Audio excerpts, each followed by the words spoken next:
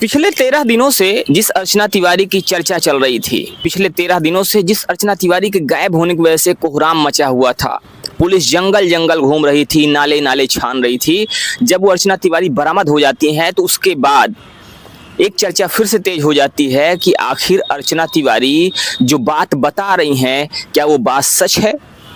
अर्चना तिवारी जो दावे कर रही हैं, क्या वो दावे सच हैं? क्या अर्चना तिवारी वास्तव में सिर्फ शादी ना करने की वजह से गायब हुई थी या उसके पीछे कोई और वजह भी थी?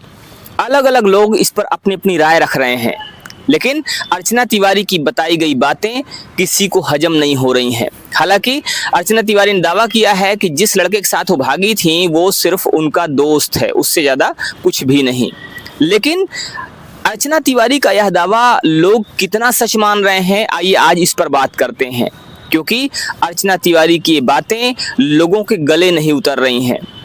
जिस माँ बाप ने अपनी बेटी को पढ़ाने लिखाने के लिए बाहर भेजा, जिस माँ बाप ने अपनी बेटी को आगे बढ़ाने के लिए, अपनी बेटी को एक अच्छे मुकाम तक पहुँचाने के लिए अपना भरसक प्रयास किया, उस माँ बाप को 12 दिन 12 रातें कैसे गुजारनी पड़ी, उस माँ बाप को किस तरह से अपनी जिंदगी का ये बुरा दिन देखना पड़ा, उस पर बात करते हैं। और लोगों की इस पर क्या राय है, इस पर भी हम चर्चा करेंगे, लोगों की राय आप तक पहुंचाएंगे।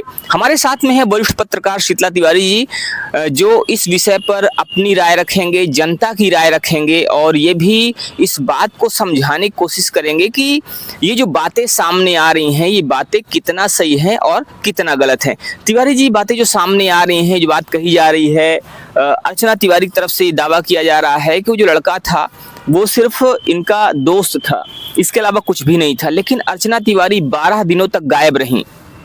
इन 12 दिनों के दौरान उन्होंने ना तो किसी को संदेश दिया, ना तो किसी को बताने की कोशिश किया, जबकि ये सारा कुछ एक सोची समझी रणनीति के तहत हुआ था। क्या लगता है आपको कि अर्चना तिवारी जो दावा कर रही हैं कि वो शादी नहीं करना चाहती थी, जो पटवारी था लड़का, उस पटवारी लड़के शादी नहीं करना चाहती थी और इसीलिए उन्होंने घर ना जाने का फैसला किया था? आपको क्या लगता है कि ये बात जो की जा रही है, क्या वास्तव में सच है? क्या यही बात है जिसकी वजह से गायब हुई थी या इसके पीछे कुछ और तथ्य हैं, कुछ और वजहें भी हैं? दोस्तों नमस्कार। हालांकि पांडे जी, जो आप कह रहे हैं कि इस मामले में कि अर्चना तिवारी जो कह रही हैं, तो कहीं ना कहीं अर्चना तिवारी यह एक सोची समझी जो साजिश के तहत वह गायब हुई थी, तो अपनी वह रणनीति के तहत मतलब लोगों को बरगला रही है, एक तरीके से आप मान के चलिए। लोग सब समझना चाहते हैं, लोग सब जानते हैं कि इसमें क्या सच्चाई है क्या झूठ है। उसमें सबसे बड़ी बात यह है कि अर्चना तिवारी शुरुआत में जब इन्होंने 2 से 3 साल का प्रैक्टिस इन्होंने जबलपुर में किया था, और वकालत की प्रैक्टिस ये 2-3 साल करने के बाद पढ़ाई भी इन्होंने जबलपुर से की थी। जैसा कि आप जानते हैं अर्चना तिवारी कटनी की रहने वाली है और ये इंदौर पहुंची थी। इंदौर में भी यह जो है वकालत की प्रैक्टिस कर रही थी, लेकिन साथ ही सिविल जज की जो है तैयारी भी कर रही थी, एक नॉर्मल वकील। और उसके बाद आप समझ लीजिए कि वह पुलिस को 12-13 दिन तक जो है घुमा दे, और इस कंडीशन में पांडे जी को जो है अर्चना तिवारी ने घुमाया कि पुलिस की मतलब उस फोन को जो है नर्मदा नदी के पास गिराना और ट्रेन के नीचे जो है सिम फेंकना, इस मतलब ये सब, और खासकर जो है बैग उसी स्थान पे रख देना, B3 में रख देना। हालांकि इन्होंने जब यात्रा इंदौर से की थी तो इंदौर से इटारसी तक ये जो है इन्होंने यात्रा की थी, भोपाल तक, जो इनका लोकेशन बताया जा रहा है कि रानी कमलापति जो है भोपाल तक, तो वहां तक इन्होंने यात्रा की थी।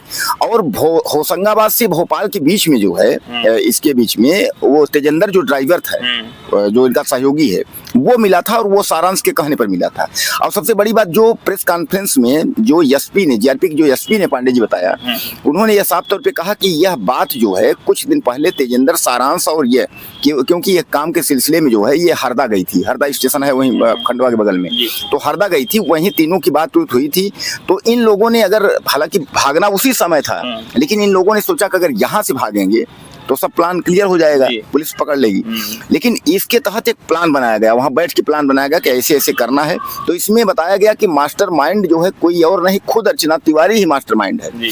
और पांडे जी उसके बाद जो है इटारसी में जो तेजेंद्र था उसने इसको जो है कपड़े दिए, इसने अंदर जो है गाड़ी के अंदर कपड़े चेंज किए और B3 से जो B था वहां छोड़कर A2 में A1 में पहुंच गई कंपार्टमेंट में। A1 के रास्ते से इसने निकली और तेजेंद्र को पुलिस ने मतलब बताया यह भी कि वहां जो है जो CCTV है, तो तेजेंद्र को यह सब पता था क्योंकि तेजेंद्र इटारसी का ही रहने वाला था। उसको सब पता था कि आउटर में CC कैमरे नहीं है, तो जहां CC कैमरे न हो उस रास्ते से उतर के, और वह उतर करके बाहर निकली, गाड़ी से लेकर के वो ले जाकर के सारांश से मिलाया और सारांश जो है बाई रोड उस रास्ते से ये लोग गए। अब वहां गए जो है आपका काठमांडू, वहां गए ये लोग घूमे टहले सब तो कुछ।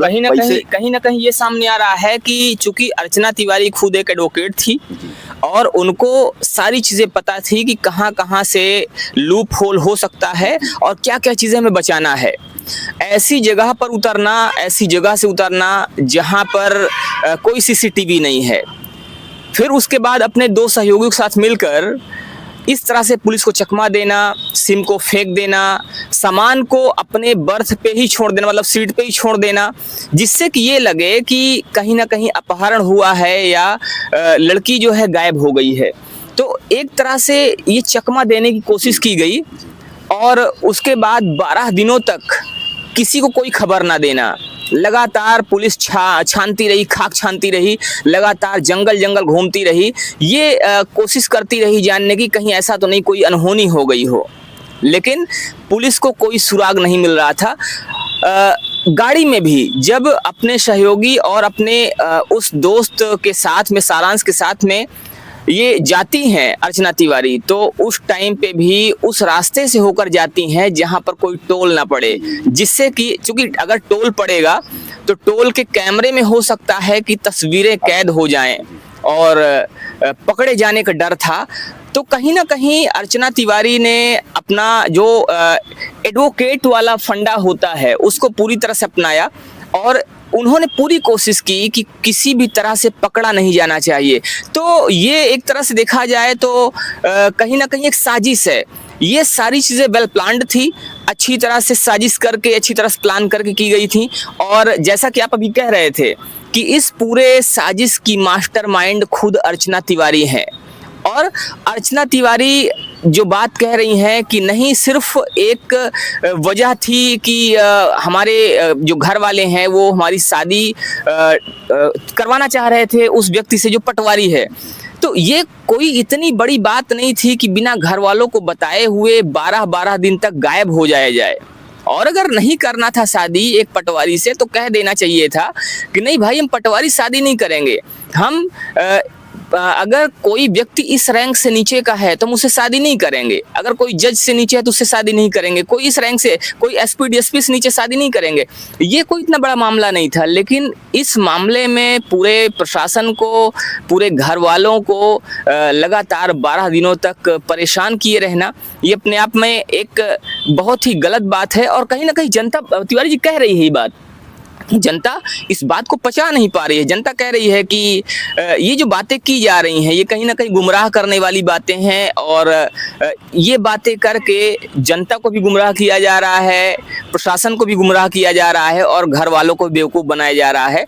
क्योंकि अगर सिर्फ इतनी सी बात थी तो ये जो प्लान किया गया, ये दिखाया गया कि सामान वहाँ पड़ा हुआ है, फिर फ़ोन का अचानक उस जगह से बंद हो जाना, स्विच ऑफ हो जाना या फ़ोन ना लगना जहाँ पर नेटवर्क बराबर नहीं है, तो ये पूरी तरह से वही कोशिश है। क्या कहना है इस पर आपका? जैसा कि जनता भी कह रही है कि ये बातें जो की जा रही हैं ये सही नहीं है, ये बातें गुमराह करने वाली हैं, इस पर आप क्या कहते हैं? पांडे जी, ये तो हकीकत है जो जनता कह रही है और जो लोगों के कमेंट आ रहे हैं तो वह सही है कि मतलब जो है ये जो बात 12 दिन की जो घूमने वाली है। अब अर्चना तिवारी यह कह रही है कि हम 12 दिन तक जो है गाड़ियों में ही घूमते रहे, हम लोग कहीं रुके नहीं। अब आप समझिए इस बात को भी लेकर हम कहीं। अच्छा, दूसरी बात देखिए, एक तरफ जो है अर्चना यह कह रही है कि हमारा केवल दोस्ती है सारांश से, कोई लव एंगल हमारा नहीं है। और दूसरी तरफ जो है सवाल यह हो रहा है कि जब इस तरीके से भाग करके जाना और नई आइडेंटिटी के तहत, नए पहचान के तहत जो है दुनिया बसाने की जो है इरादा था। अब पंडित जी इसको समझिएगा कि यहाँ जो है कि एक तरफ दोस्त है और एक तरफ जो है घर से भाग कर जाना। अच्छा पंडित जी, सबसे मेन चीज ये है कि जो रेलवे के थ्रू ये सब कार्य किया गया, दरअसल क्या होता है कि रेलवे में अक्सर लोग जो है खो जाते हैं मिसिंग में, इस तरीके धीरे धीरे प्रशासन उसको करके भूल जाता है। इनके भी दिमाग में, चूंकि एडवोकेट वाली दिमाग इन्होंने लगाया कि इस तरीके होगा तो होगा कि कहीं गिर गई, नदी में गिर गई, इस तरीके मिसिंग में जो है तो धीरे धीरे करके लोग वो हो जाएंगे, तो हम अपनी पहचान जो है यहाँ से वो करके, क्योंकि नई जो मोबाइल थी उस मोबाइल से जो है ज्यादा कांटेक्ट कहीं नहीं था। जो पुराने जो फोन था, जो पुराना था, उसको तो ट्रेन के वहीं फेंक दिया गया। अच्छा दूसरी बात यह है कि सारांश को बचाने के लिए भी जो सारांश से हिस्ट्री जहां तक बात हुई थी वो भोपाल तक भी, उस भी मोबाइल को वहीं नष्ट कर दिया गया था, ताकि अगर पुलिस अगर दौड़े, अगर कुछ करे तो भोपाल इंदौर तक ही सीमित रहे, सारांश तक न पहुंच पाए।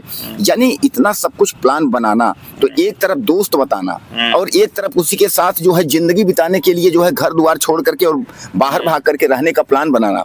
पंडित जी इसमें क्या क्या लगता है आपको इसमें? जैसा कि आपने कहा, कहीं ना कहीं ये दिखाने की कोशिश थी कि घर वाले भी ये सोच लें कि हाँ बेटी अब इस दुनिया में नहीं है, तो वो भी बहुत ज़्यादा परेशान नहीं होंगे। क्योंकि वो जो पूरा प्लान किया गया शुरू से, वो प्लान वही था कि कोई हादसा हो गया या मिसिंग है या किडनैपिंग हो गई, तो इस टाइप में कहीं ना कहीं दिखाने की कोशिश थी। तभी ये सारी चीज़ें शुरुआत से जो की जा रही थी, ये कहीं ना कहीं वही इशारा करती हैं। और उसके बाद जब घर वाले ये मान लेते कि हाँ ठीक है, घर वाले मान लेते, और कई बार प्रशासन भी जब चीज़ें स्पष्ट नहीं हो पाती हैं तो प्रशासन भी क्लोजिंग रिपोर्ट लगा के मामले को बंद कर देता है। तो जब ये चीज़ें हो जाती तो ये अपने ज़िंदगी को एक नए रूप में, एक नए रंग में, एक नए कलेवर में बसाने की कोशिश में थे, और शायद वही करने के लिए इन्होंने इतना कुछ किया। लेकिन संयोग ऐसा था कि वो चीज़ हो नहीं पाई, सारा मामला क्लियर हो गया और अब सारी जो कहानी थी वो लोगों के सामने आ गई है। हालांकि बातें बनाने की कोशिश की जा रही हैं, लेकिन बातें जो भी हैं वो बिल्कुल स्पष्ट हो चुकी हैं, जनता भी समझ चुकी है। जो भी लोग अभी तक परेशान थे इस बात को लेकर कि आखिर एक बेटी जो निकलती है पढ़ाई बंद करके अपने घर के लिए, या ये कहा जाए कि जहाँ पढ़ती थी वहाँ से जब निकलती है रक्षाबंधन के लिए अपने भाई को राखी बांधने के लिए, तो कहाँ मिस हो जाती है। ये प्रश्न चिन्ह था पूरे देश के ऊपर, ये प्रश्न चिन्ह था रेलवे के ऊपर कि आखिर क्या रेलवे लड़कियों के लिए, महिलाओं के लिए सुरक्षित नहीं है।